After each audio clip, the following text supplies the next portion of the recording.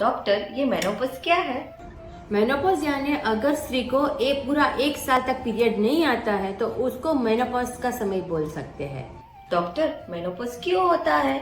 Menopause अपने बीजांड में यानी ओवरीज में एस्ट्रोजन और प्रोजेस्टेरोन का प्रोडक्शन कम हो जाने की वजह से हो सकता है। डॉक्टर, ये मेनोपॉज कब होता है? तो ये पेरी मेनोपॉज और प्री मैच्योर मेनोपॉज क्या है?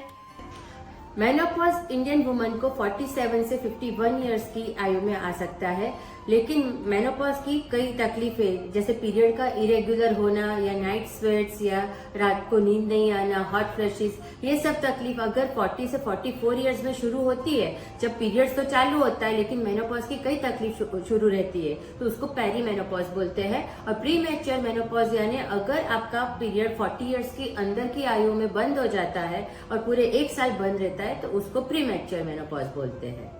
डॉक्टर, उसमें क्या क्या परेशानी हो सकती है? मेनोपॉज में कई सारी परेशानियां हो सकती है, जैसे कि नाइट स्वेट और हॉट फ्लैशेस यानी शरीर में पूरे शरीर में गर्मी फैल जाना, आपको बार बार यूरिनरी इन्फेक्शन होना, वजाइनल ड्राइनेस यानी योनि मार्ग का सूखापन, सेक्स में से अरुचि हो जाना, मूड स्विंग्स और एंजाइटी हो सकती है, आपको थकान महसूस हो सकती है और आपको स्टबर्न वेट गेन हो सकता है। तो क्या मेनोपॉज यानी कि मैं बूढ़ी हो जाऊंगी, सब कुछ खत्म हो जाएगा? अरे नहीं रे, मेनोपॉज तो आपका गोल्डन टाइम है, क्योंकि उस टाइम पे पीरियड नहीं आता है तो उसकी वजह से आपको कॉन्ट्रासेप्शन भी यूज नहीं करना पड़ता है, आपको पीरियड की जो मंथली झंझट होती है या पीरियड्स पेन होता है उसमें से भी मुक्ति मिल जाती है।